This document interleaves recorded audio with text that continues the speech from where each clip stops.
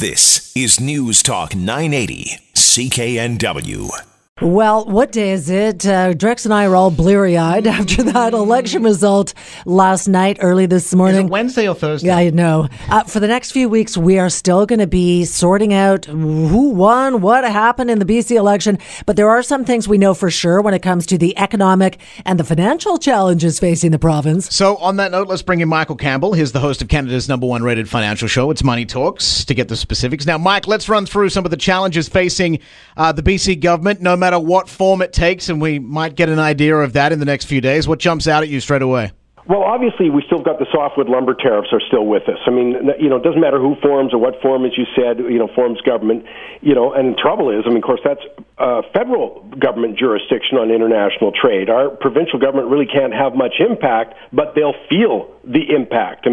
Look at the number of rural communities where forestry is the #1 employer, and the longer this thing drags out, the more negative it becomes. And I'll go back to what Unifor President Jerry Diaz said, and that was he looks as many as 25,000 jobs could be impacted. So, nobody knows how this one is going to play out, but it's just one reason why, I go, ouch, when people say the party platforms are fully costed, because you can't cost that kind of thing. It's going to cost jobs. It could cost, government revenue, et cetera. But, that's something that it doesn't matter how we go, that thing is going to be front and center. Well, and with the election results so cloudy, what do you suppose this means for the real estate industry? And that's something we really should be focused on, because, again, you're talking about an industry when you take, all the related, like home decorating or some of the legal work, et cetera, it's 40% of the province. And, of course, there's a ton of factors influencing real estate prices. Mortgage rates, again, out of our control, but that impacts affordability. You got municipal fees, times it takes to get approval. Again, that impacts supply and prices. And, again, outside the control of the provincial government, but they'll feel the impact. But here's the thing. What really worries me, I think you can make a case now that we've already seen the peak in the real estate. We'll look back and say April 2016, and that's important because of the government revenues that will come in.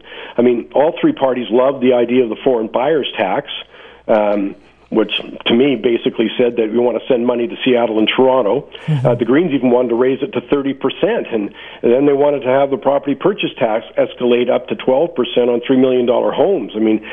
That certainly would be a killer at the single detached family home in the Vancouver area, because it would mean, if you're a foreign buyer, $1,260,000 in taxes on a $3 million home, $360,000 for a local buyer. So, but here's the thing: if we're worried about foreign buying, maybe not, because China is going to have a bigger influence. Their currency controls that they're now really taking seriously as of Jan 1, that they're impacting, may have a bigger impact there. But again, I just worry that we really can't afford a major downturn when it comes to economics. So, the government will play a pivotal role there. It depends what policies, if they want to further slow down, because we certainly had enough of them. And the last thing I'll say on that is keep in mind that the government fingerprints around North America, around the world, are all over these kind of financial crises. And we don't have to go much further than the subprime mortgage crisis, U.S. savings and loan crisis. So this is, again, I've been saying it for a while, but be careful what you wish for here. Hey, Mike, in the past we've heard you talk a lot about the impact of the aging population on government finances. This is going to be even more interesting because with a minority government likely forming, it's going to be a lot harder for them to pass their budget they tabled in February, right? Or to take any necessary reforms. I go back to what the Canadian Medical Association says, is that we need massive transformation of the healthcare system to do this. And one of the key stats for people in British Columbia is that 28% of the population is now already over 65, but the estimates are that we go to 50% of the population as seniors within 20 years. Well, that has a negative impact on economic growth, by the way, but here's the thing. You have much higher health care costs, especially when someone hits 75, and that's only a few years away, because the first wave of the baby boomers has already hit. 2011 and 12 we saw it. Well, so 2021, 22 is when you're going to see that group hit 75, and it's going to continue. So that's going to be a really significant cost increases.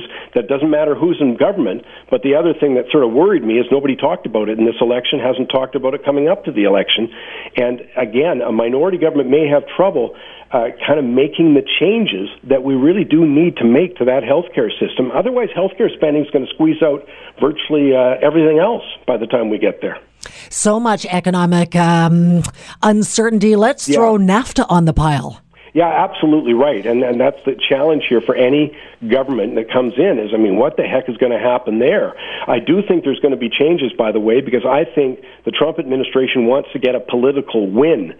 The key is, what does Canada get in return? For example, if we do adjust our dairy supply management system, if there is something on softwood lumber, what do we get in return? Because only then can you assess, was this overall good for us or negative for us? Kind of interesting, though, I was just reading a Pew Research poll that showed that of the three countries involved, Mexico, Canada, U.S., the Americans are the least keen on the deal.